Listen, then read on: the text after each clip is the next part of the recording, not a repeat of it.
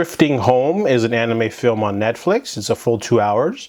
Now, whenever an anime film shows up on Netflix, I usually try to give it a shot because, you know, it's there only. And I love anime films. I'll watch pretty much anything. And sometimes you find gems, sometimes you don't.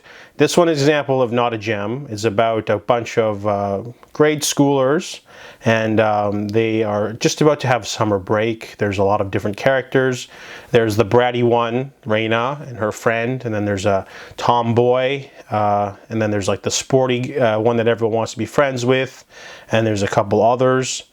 And the boys decide, as a side project, it'd be fun to run over to the demolition building that's about to be demolished, that's, like, you know, close to the public, because they think there's a ghost there. They'd like to capture the ghost for a science project for fun, you know, it's kid stuff. However, when they get there, they meet the tomboy, and she's like hanging out with another kid, and then the girls see them and decide to also sneak in. However, something happens, and all of a sudden the entire building is now at sea.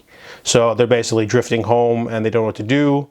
However, the tomboy, she was able to bring a lot of instant noodles and chips, you know, and some green tea.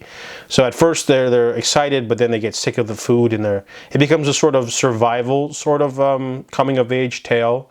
And they try to figure out what's going on, like what happened, why are they drifting at sea? And then they see other buildings as well, so they try to like jump over to them to get more food.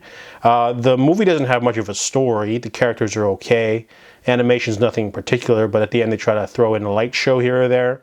But overall, the film's lacking like a cohesiveness. I mean, I understand the metaphor of them drifting at sea now, but it wasn't that amazing. The twists weren't very good. The movie's really long and stretched out because there's not much story, so they just kind of throw in some just adventure stuff, sort of, you know, like people yelling at each other and stuff like that. Overall, Drifting Home has, you know, some solid animation, but felt like the story wasn't quite all there, and it wasn't really worth the full 2 hour running time. So I give Drifting Home a 3 out of 10.